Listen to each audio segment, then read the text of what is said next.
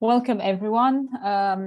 We are here again today for a new session of the UK SPS and FMSec seminars. These are a series of seminars that are held from the UK, but they're international on security topics.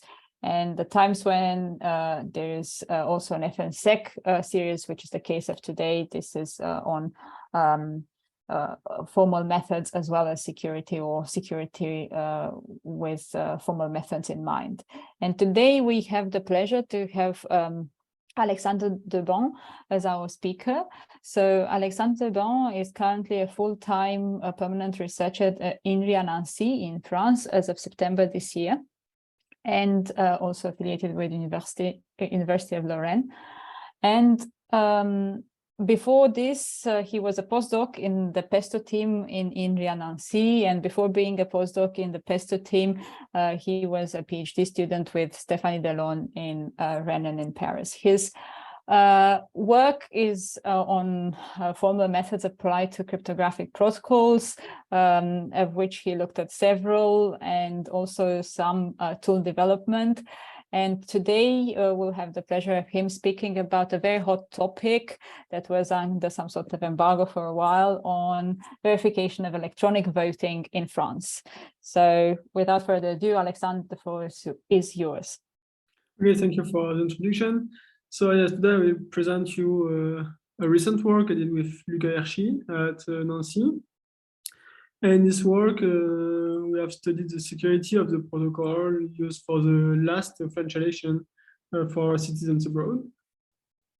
So first, some context. So the election I'm talking about, or the election to choose the French deputies, and they took place on end of May and beginning of June. There were 2 rounds. There were more than 1 million of eligible voters, so these are the French citizens abroad, and there were they had to choose 11 deputies in 200 consulates.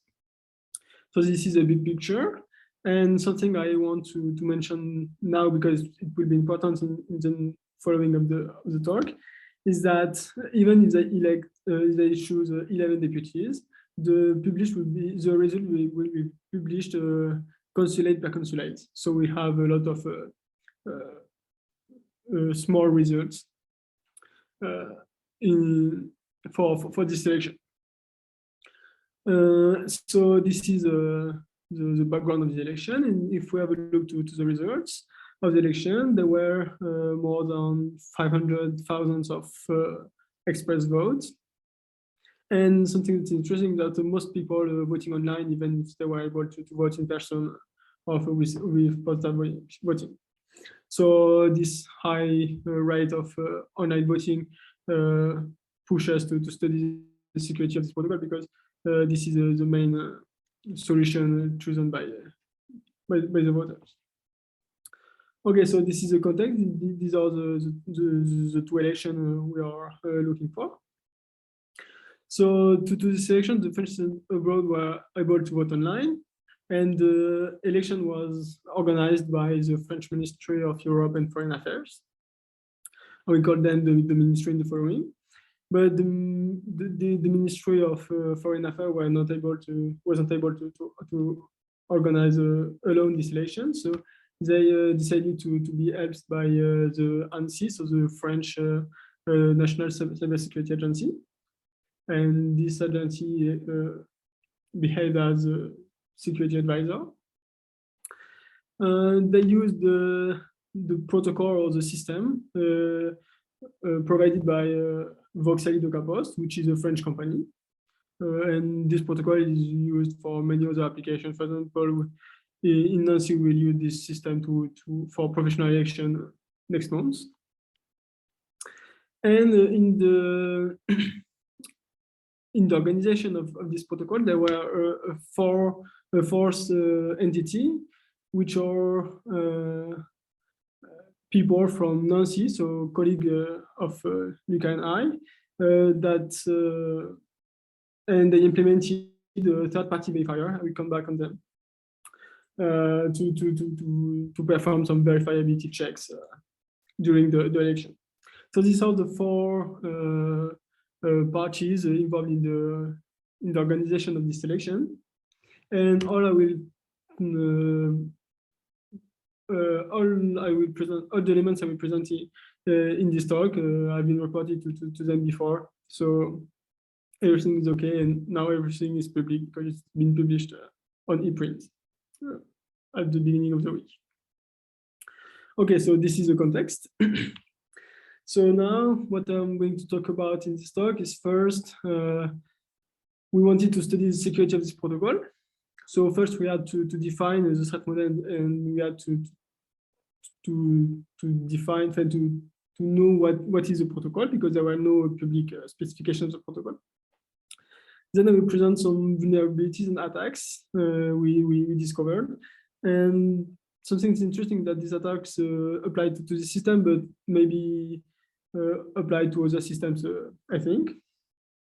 And I finish with other concerns and takeaway message that are more general than the study of just this protocol. Okay, so first, the first element to conduct security analysis is first to define what are the security targets. And to do so, there is the first element we can use is the French law. So this document defines a lot of security targets the system must ensure. So for example, confidentiality, verifiability, and so on.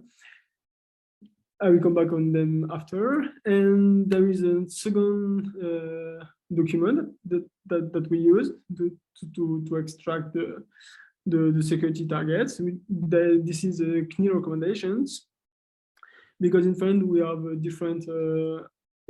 different actors to study to define what electronic system must ensure, what is the security of the electronic systems, what it should be. And CNIL is one of the agencies who are expected to define these recommendations.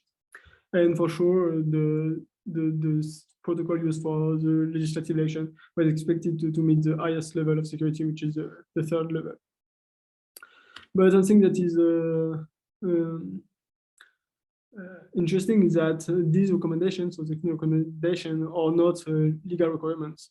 But in practice, it will be very disappointing if the system did not meet this requirement. So in the following, I consider both the requirements coming from the Code Electoral and those coming from the CNIL recommendation at the same level.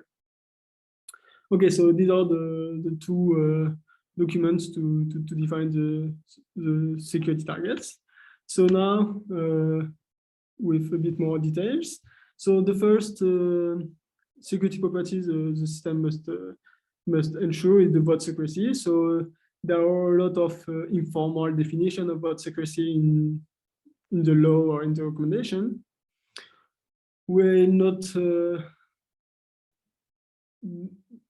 don't want to open the debate of what is confidentiality, what is secrecy, and so on. But we just say that the system ensures vote secrecy if an attacker cannot learn the choice of a target voter. So this is quite simple. This is strictly weaker than the academic definition of vote secrecy, but it will be enough in our context. So this is the first security property the system must meet, vote secrecy, which is a minimal security property. And there is another property that we call individual verifiability. Again, there are a lot of informal definition, but what we say is that a voter must have the guarantee that the ballot appears in the ballot box, so that the ballot will be counted during the tally. Of course, there are a lot of properties that the system must ensure in addition to vote secrecy and verifiability, but I will not talk about them.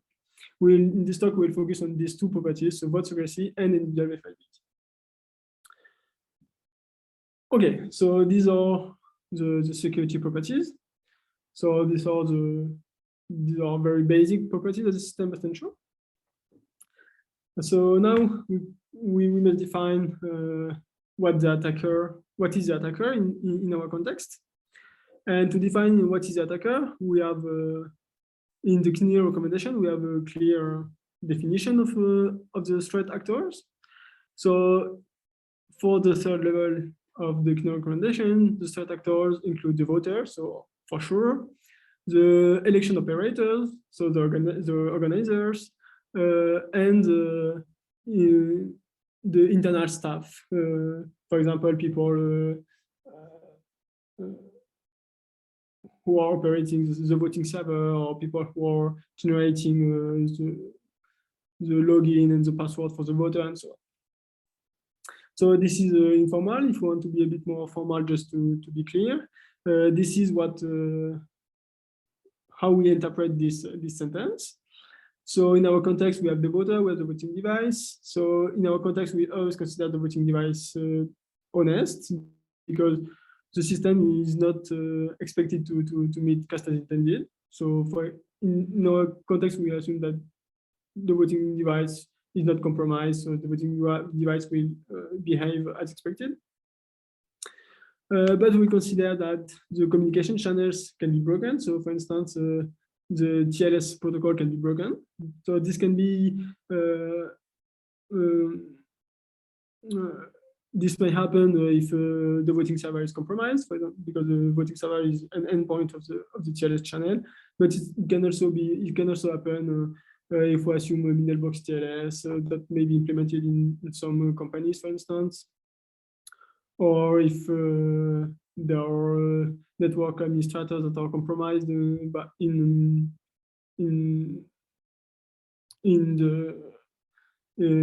the French ministry or things like that. And in this table, I put the voter honest because the verifiability and the confidentiality, so vote secrecy properties will be checked with respect to honest voters only. They are dishonest, we do not care about this property for us. And in this table, in the last column, we have the third party. So this is lawyers people. And we assume that honest because they will compute extra checks during the protocol. So this is the threat model we can deduce for the security level 3. And in our analysis, we will consider slightly weaker threat model. So to mount our attacks, we will not require a compromised voting server or compromised authorities or trustees. We'll just need to assume that the communication channels are compromised. So this is more easy to achieve in practice. Okay, so we have the two security properties, and now we have the threat model. So we are almost done. What is still needed is just a description of the protocol. So to do that, there is the main document is a partial specification published by Voxel Docker Post in April, so just 1 month before the election. But the problem is that the specification is partial. So the specification only describes how messages are created, but it does not describe how messages are exchanged between the participants. It doesn't describe what are the checks that are performed in the voter or in the voting client, and so on. So this specification is a good starting point, but it's not enough to be able to describe completely the protocol. And thus, to obtain a comprehensive description of the protocol, we had to do some reverse engineering to understand what is computed inside the voting clients. So to do that, we collected a lot of traces. We collected some traces during the election period. We collected all the HTML, JavaScript, and CSS files, but we also collected data from a previous large-scale test that has been computed, performed in last September with a previous version of the system. Okay, so in practice, we collected a lot of elements, but all these files were obfuscated with usual techniques. So for example, all the variables were renamed with, some variables were renamed with random strings, the control flow were modified, and so on. So it was quite difficult to be able to reverse and to exactly know what is done in the browser.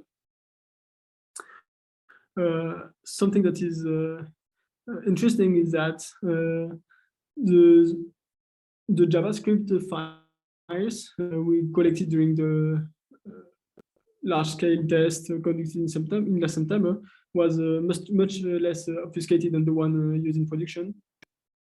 And thus, this allowed us to do a side-by-side comparison to identify which part of the code is really interesting, or which part is just is useless to understand the protocol. Concretely, what we have, just if we look the code that is used to create the reference. So this is a cryptographic elements I will present just after, but this is one of the main elements used to obtain verifiability.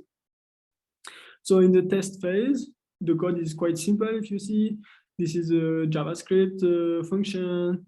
We can identify each argument of the function with its content using just the first line. So, for example, T is the scope of the function, and so on. And the control flow is quite simple because we have just a test and just a function that is in line, but it's quite easy to read. The same function in the production phase is a bunch of nested functions. Here, many functions have been removed just for presentation purposes. But these are the two main elements of these two functions compute the same elements in the test and in the production phase. Something that is quite funny when we had a look into the files is that the code is obfuscated by design somewhere. So for instance, there is a mix of French and English in all the names of the attributes and in all the constant strings.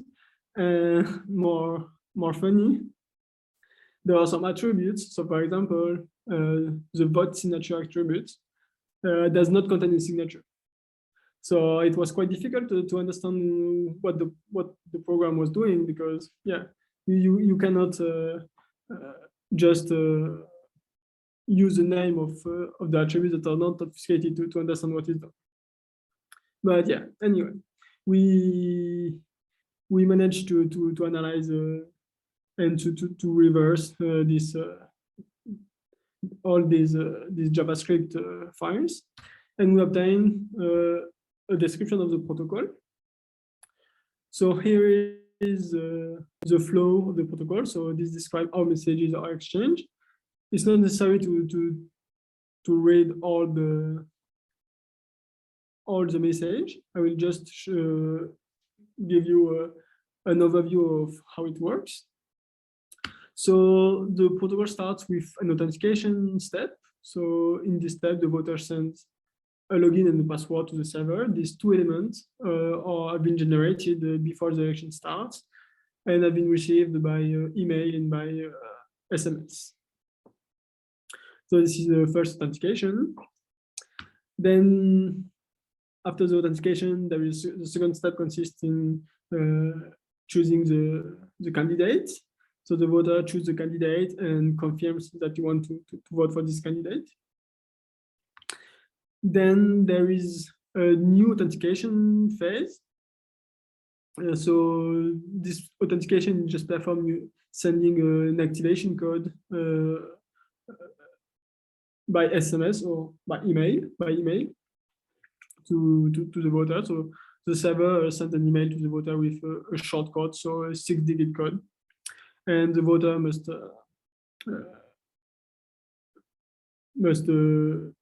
send this code to the voting client and then to the server to confirm them to confirm that just to be authenticated once more.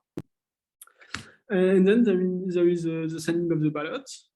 So interestingly, the ballot is sent twice. We don't know why, but this is executed like that. So the voting device computes a lot of cryptographic elements. For example, the voting device will encrypt the choice of the voter.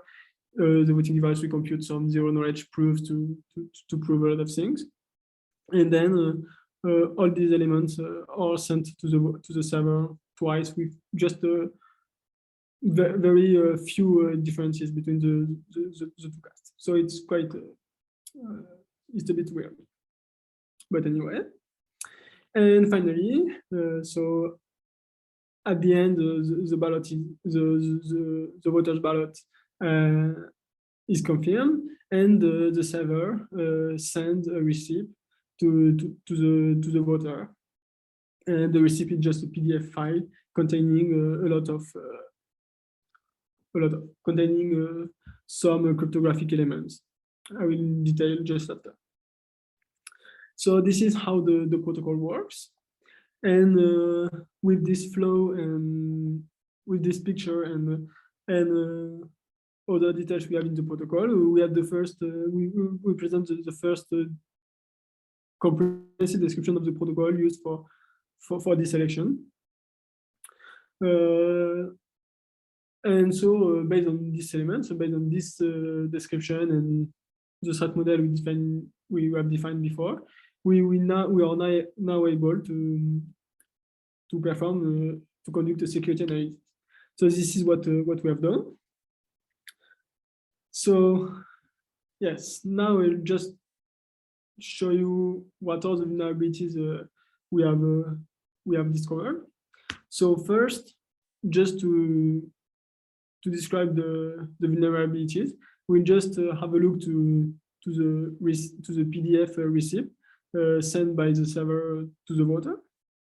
So this is typically a one-page document with 3 cryptographic data.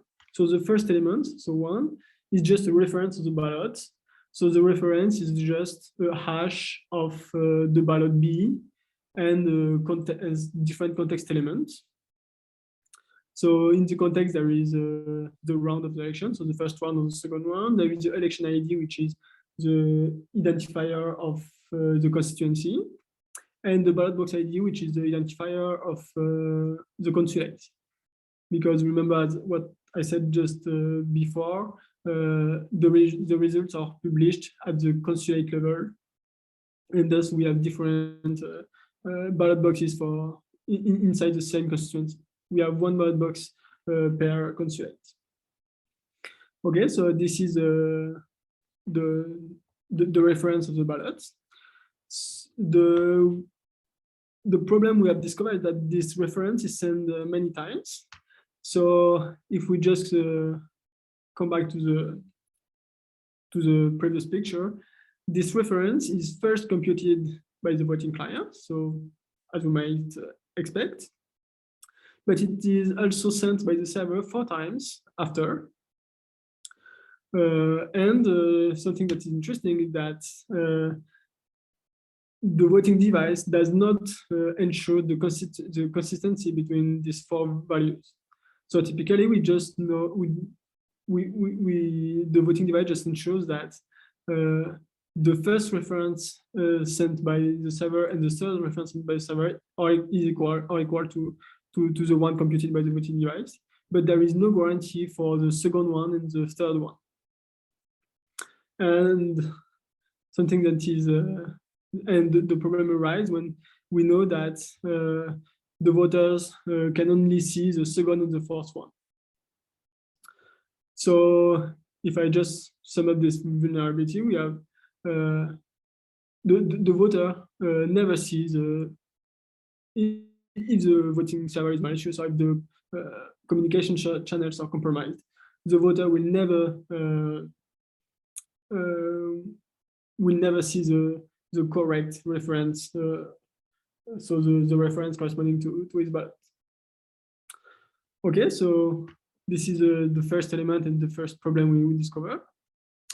The second element that is embedded in the receipt is a seal. So the seal is just a signature of the ballot, signature of the ballot and the context elements.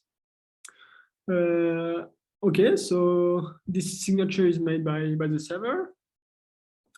And the problem here is that in these signatures and in the protocol in general, the ballot, so the encryption of the voter's choice, is not cryptographically bound to the consulate and thus to the ballot box. The ballot should be in which the ballot should be added, and thus a malicious voting server or compromised communication channel will be able to modify the ballot box in which the voter's ballot will be added, and we'll see that based on these vulnerabilities, we'll be able to defeat vote secrecy.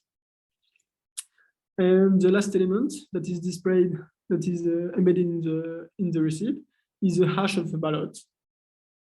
But we don't know why this value is put in this document, because it's completely useless for the voter. So the two main elements that will be used to make the system secure are the reference and the seal of the ballot. And these are the two elements for which there are vulnerabilities. So now we'll just show you a bit more precisely how we can exploit these vulnerabilities to mount the attacks. So the first one is an attack against the verifiability, and it will exploit the first vulnerability about the reference. So the idea is as follows. So there is a consulate in which there are two voters, Alice and Bob, and the voting server is honest in this scenario. So in this scenario, we just assume that Alice cast ballot B1, and the attacker will just be in the middle and will just record all the data that are exchanged between Alice and the voting server. So the attacker will see the ballot B1, and the attacker will see all the references and the seal and the signature sent by the server to Alice. So in this first step of the attack, the attacker just record all these elements, and the attacker becomes active during the second step when Bob tries to vote. So when Bob tries to vote, so Bob will create a new ballot B2, and now the attacker will just intercept this ballot. And the attacker will just recompute the correct reference. So the first and the second one and the third one that are displayed to Bob. The attacker can compute these two elements because they are just a hash value of public elements, of the ballot and some context elements.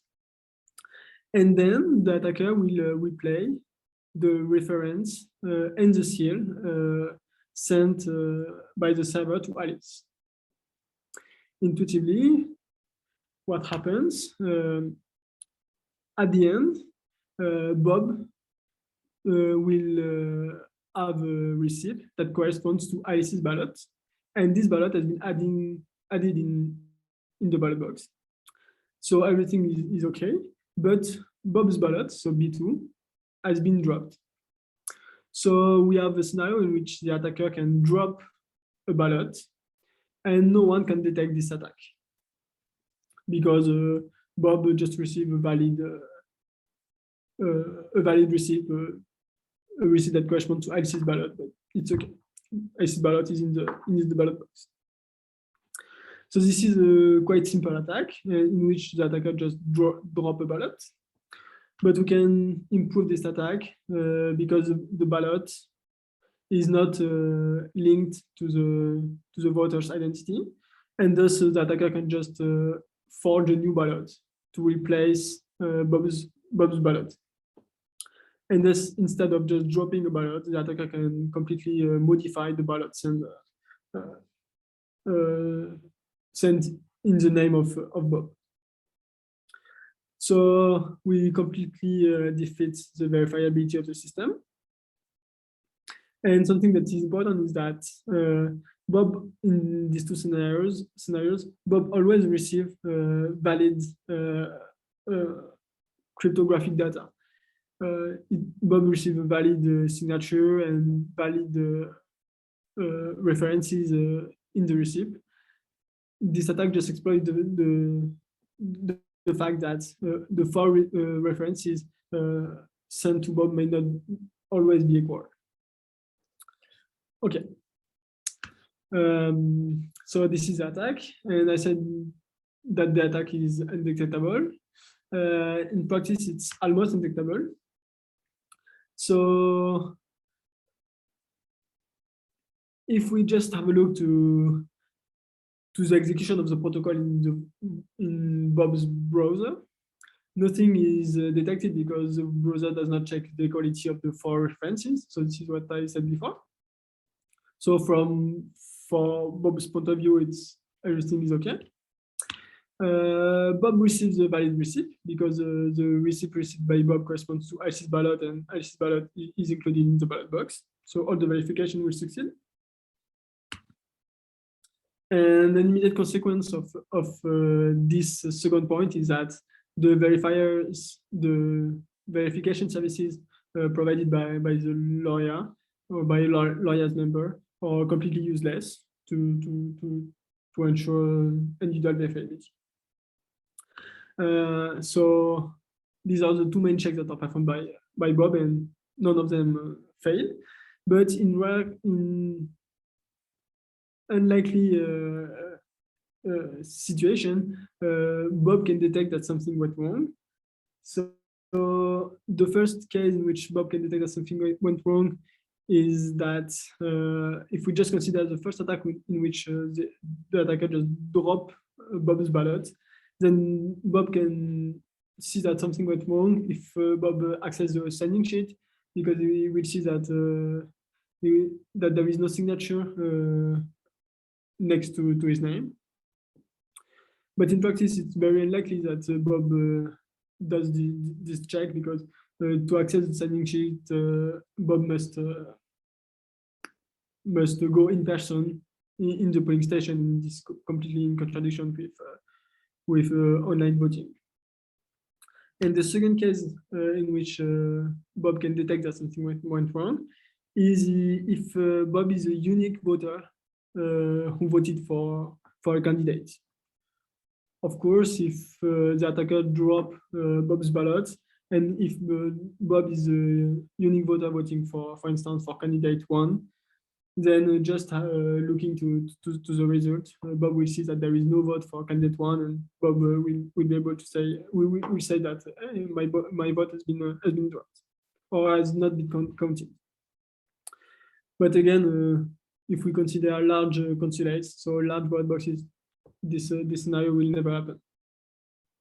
So in practice, this scenario is almost undetectable.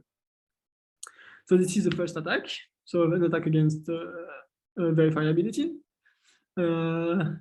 Now I would just want to show you an attack against vote secrecy, exploiting the second vulnerability I presented before. So the fact that the ballot is not cryptographically bound to the consulate. So the idea of this attack is very simple and is similar to the attack I discovered last year against the Swiss protocol with Bernie Cortier and Frédéric Gaudry. So the attack is as follows. So we have 2 consulates, so 2 ballot boxes. In this scenario, we assume that the voting server is compromised, but this assumption can be weakened if we want, just for sake of simplicity. So we have one consulate where there are a lot of people, there is a lot of voters, and there is another consulate where there is very few number of voters. And for the example, there is only one voter, there is just Bob. So in this scenario, okay, so yeah, just to show you that this assumption, so the assumption that there are two consulates like that, so one with a lot of people and one with only one, happen in practice. So, for example, in Ekaterinburg, so if in Russia, if I'm right, there were only one express vote for the first round of the election. So such consulate with a very small number of people exist in real life. Okay, so now the scenario, how the attack works. So in the first consulate, all the voters will cast a ballot, and we have a target voter. So Alice in green. So the attacker wants to learn the vote of Alice.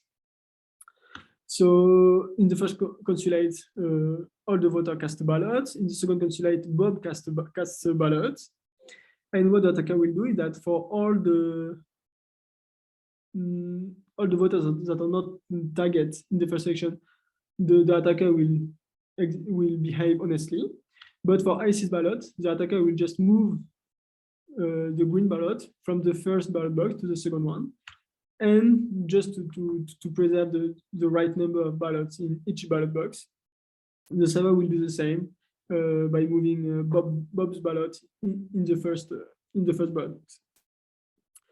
Doing so, the tally of the second ballot box will immediately reveals the choice of Alice. And something that's important is that Alice thinks that she's voting in a consulate with a lot of people. So she thinks that her privacy will be guaranteed by the number of voters. And this is wrong. The attacker can just move this ballot in a small consulate and just learn her vote during the tally. So this is the kind of attack. So this is an attack we can do on this protocol, and this is very similar to the attack we discovered against the Swiss protocol last year. So it's interesting to have in mind this kind of attacks when we study the security of e-voting protocols, because in theory we have always one ballot box, but in practice there are always often ballot box for one election. Okay, so now if we just comment the impact of the attack. So this attack is completely undetectable. This attack, as I said, can be executed just assuming a channel attacker. We do not need a malicious voting server.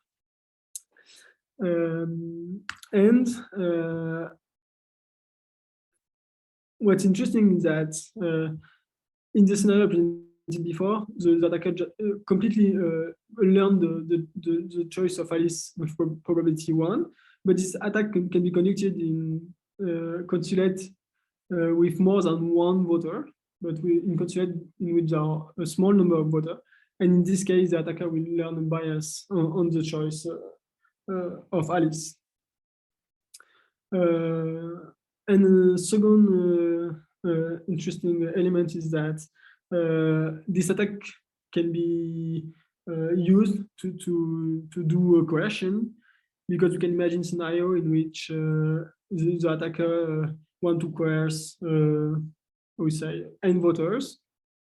The attacker will just move the ballot of the n voters in the same consulate, and then will verify at the end of the tally that they all vote for the candidate the coercer wanted they vote for.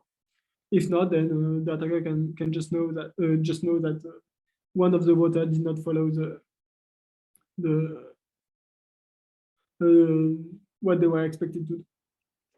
So we can also use this vulnerability to mount question attack, and this is yeah, it's quite interesting to see that. And the attack is completely undetectable. Excuse me, could I ask a question? Yeah. In your your previous slide, it looks like Bob's voting is exposed, even if everything is working fine. Is that the case? Yeah, it is. But this is something that happened in practice. In practice, we have small consulates, and we can assume that Bob knows that there will be a low number of voters, and Bob accepts this leak of privacy.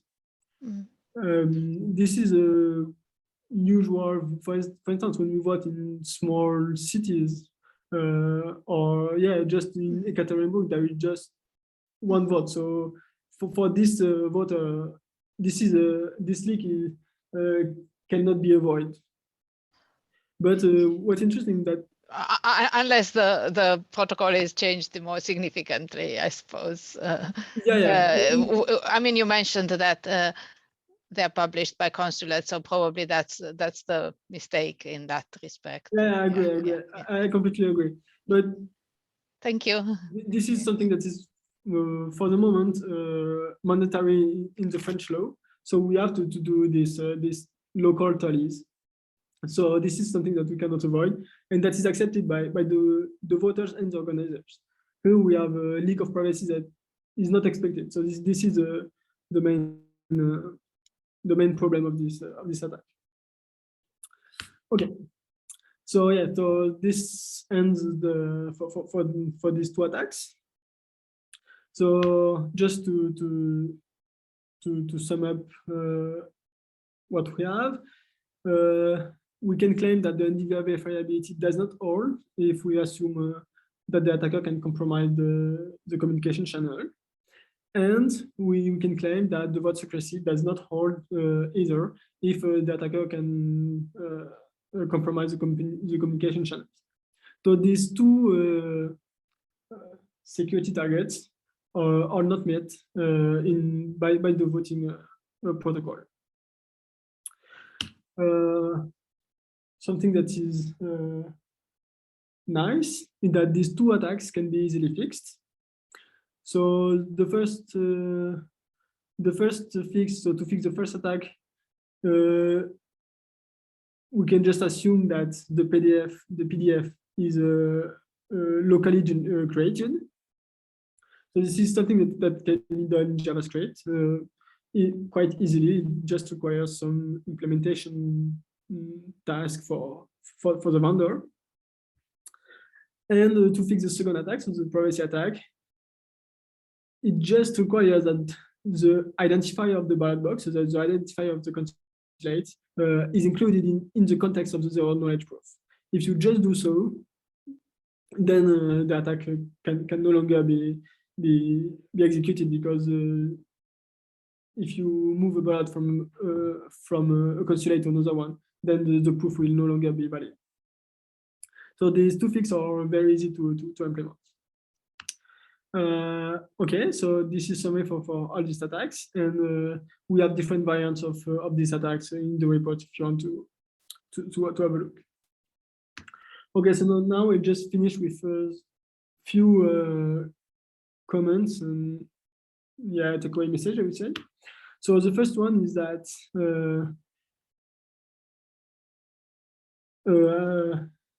knowing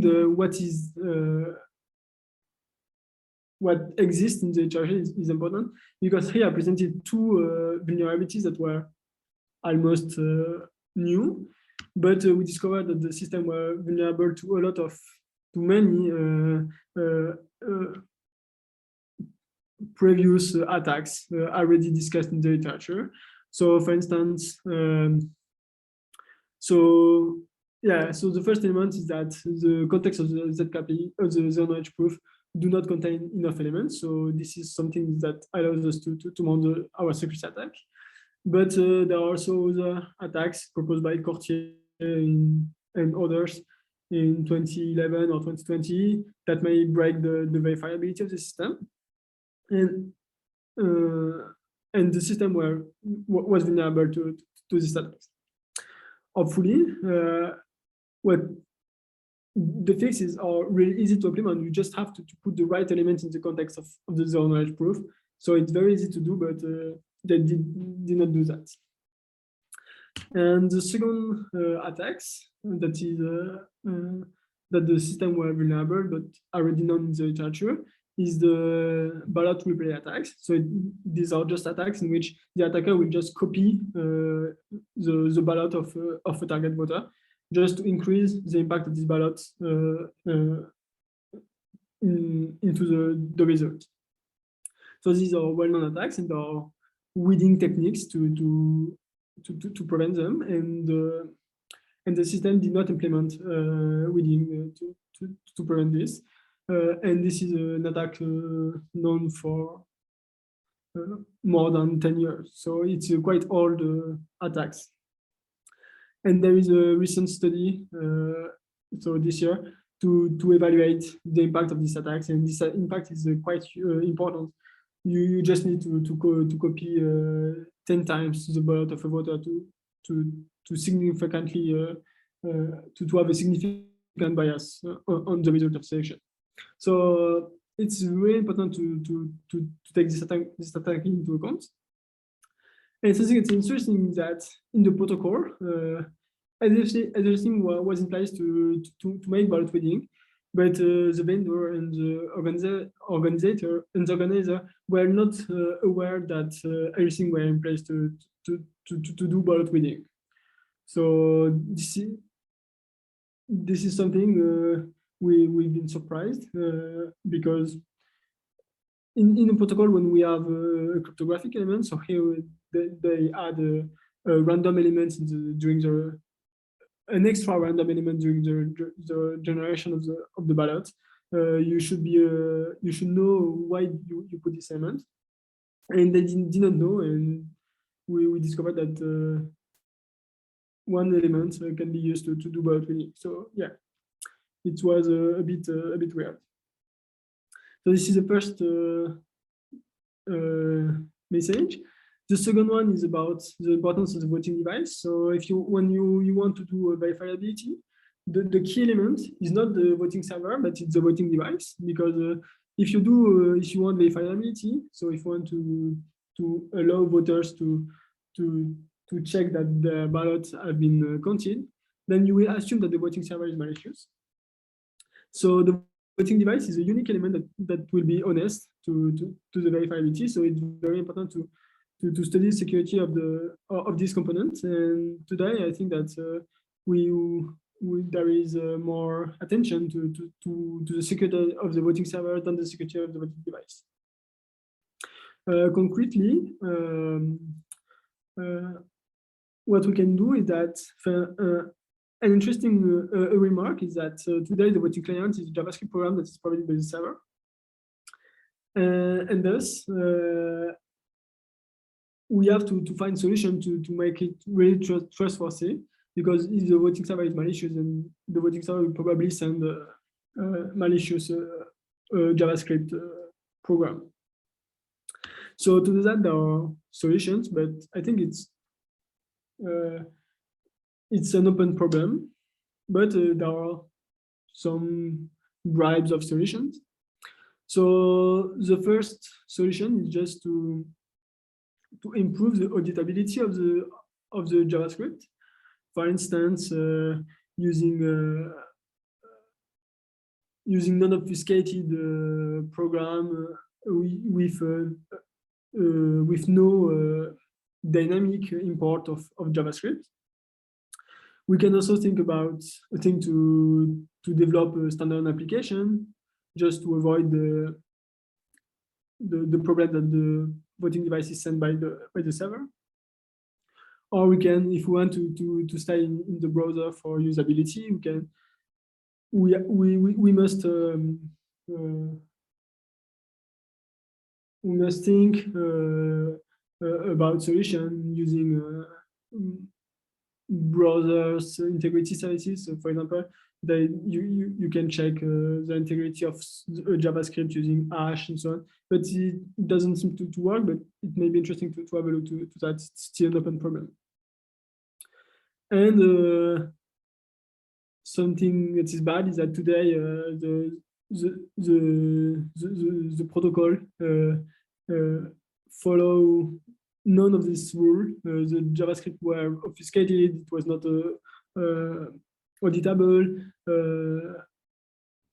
More badly, the JavaScript were not static. So the JavaScript was containing some voter-dependent data. So, for example, it was containing the consulate identifier, and just by modifying the JavaScript program, we can mount the vote privacy attack, for example.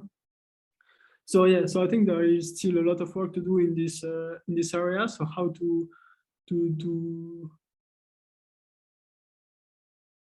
to ensure the integrity of the JavaScript, or the integrity of the voting device. And it's a difficult question. I think it's still an open question, but it's something that is interesting and that is crucial for make the online voting secure. And I think it's the last message I want to talk about is about the eligibility, because today in this protocol, the eligibility is just made by 2 or 3 codes. It's all sent by the server, and part of the eligibility is also done using the signing sheet that is almost inaccessible for voters, because voters have to move to the polling station if they want to access the signing sheet. So yeah, so this is what I said before. So today the authentication is made by 3 elements that are sent by private companies that may have common incentives. So it's quite difficult to trust all of them and to assume that they do not collude. They do not collude, and thus they will not be able to stuff the ballot box. Okay. And so an interesting question that is still open, I think, is that can we improve the protocol to remove this assumption that these companies do not collude? There is an easy answer to this question that is yes, you can use a PKI with key signature and so on, but for the French election, this is now not a solution, because they don't want that the ballot is linked to the voter identity, and if you sign the ballot will be linked to the voter. But we think that we can use another solution, for example, based on using an external third party that just provide that we'll use to generate some code to authenticate. For example, we can have in mind some authentication services. So, for example, authentication provided by Google, or authentication provided by, in France, we have France Connect, which is an identity provider that could be used using for example, OpenID Connect protocol and so on. So we think that there might be a solution, but some work is still needed again. So, okay, so now I can just sum up what we've done in this work. So we have provided a public and comprehensive specification of the protocol and of the threat model that may be taken into account. We discovered some vulnerabilities and attacks that defeat verifiability and vote secrecy. And we proposed some fixes that have already been implemented, but others, the implementation of others will depend on the timeline, because in fact we have not a continuous development of this protocol. So yeah, and all the details are available on the HAL or on the ePrint document. So I'll stop there, and if you have a question, feel free to ask me.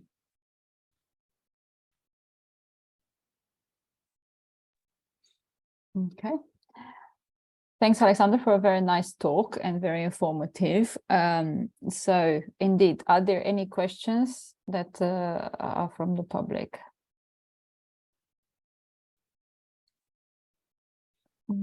Peter Ryan has written something in the chat. Can you see the chat, Alexander, or do you want me to read it? Yeah. So to answer the question, so how come CNIL Extra missed all this? I think there is a problem in France with the audits of the system, because this system has been audited by an external company, and it's been at least partly reviewed by ANSI. But I think that there is no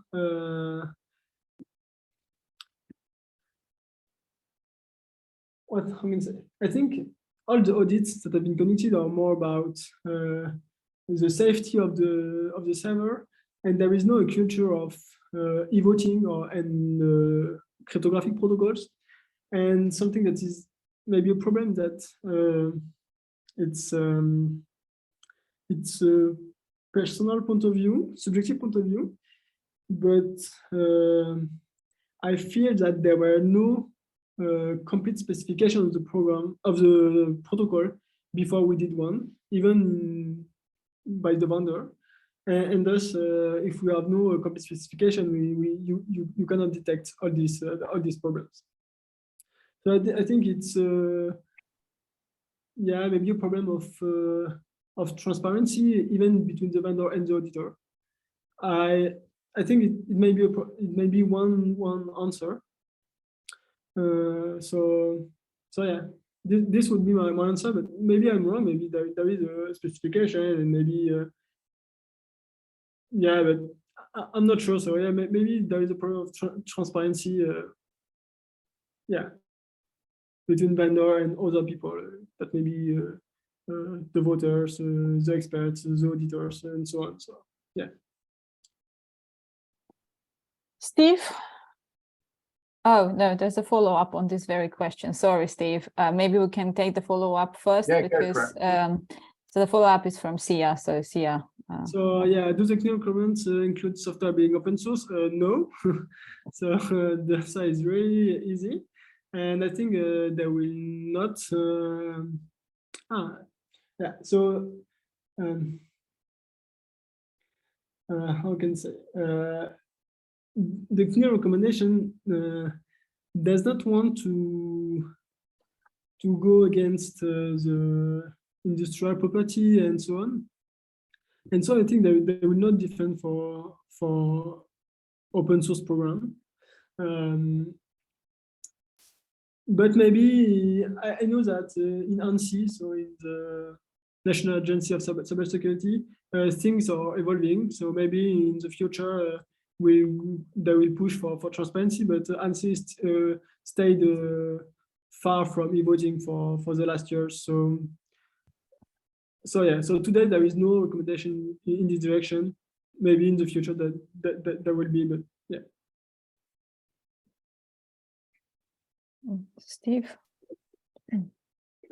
Okay, yeah, thanks for a very nice talk. When you found the attacks, is that from your kind of knowledge of the literature? What kind of, because you mentioned the importance of being on top of the literature, was it that you spotted them, or is it from doing formal modeling and trying to do proofs and finding that the proofs don't work, or a combination of them? So yeah, no, we did not do a formal analysis of this protocol. So this was just looking at the code and looking at the specification. But I do think that all these attacks could be detected with formal analysis, for example, with symbolic analysis, something I'm doing. But what I think is that requiring a formal proof is a good solution to have experts looking at the system, and to have experts trying to find attacks. So even if I think this is something that is doing in Switzerland, they require formal proofs, there are a lot of attacks that have been discovered against the system. I'm not sure that all the attacks have been discovered just doing the proof. But when you do the proof, you have to study the protocol, you have to study the system, and thus you will, you will immediately find the problems. So yeah, maybe it's a solution. It's an incentive to have a review of the protocol. So then my follow-up question to this is you've put in, or you've proposed some fixes. How confident are you that the protocol with all the fixes is now correct? Good question. I hope so, but I have no proofs. Yeah, so yeah, I have no guarantee, but at least these attacks are no longer possible. Sure. So it's going in the good way, but yeah, I have no proof. So maybe if we knew that the system will be used for many years, I think we can take the time to do this formal analysis, because I think it will take time, because we have to model some complex scenarios with multiple elections, multiple ballot boxes, and so on. Something that we that's sometimes often avoid or omitted in the symbolic analysis. So it may be an important work to do the proof, but I think it's doable. And yeah, normally next year or in 2 years, there will be a new call for tender for the next generation of the protocol. And if there is a public documentation with a complete description of the system, if we know that the system will be used for the next legislative, for the next, that there is another election during 5 years, then we'll maybe take some time to do this analysis. But here we know that the system will be stopped probably in 1 year. So yeah, I think it will be useless to do this analysis today. But yeah, maybe for the next generation, it may be interesting. Okay, thank you. Thank you very much. Okay, so at FNSEC, at the UKSPS, we have also these questions that are offline. So if anyone has a question that they necessarily want recording, they can say now. Otherwise, if Alexandre still has the time, there's at least one question that will be asked offline that is not recorded. Is everyone okay if we stop the recording and then continue the conversation offline?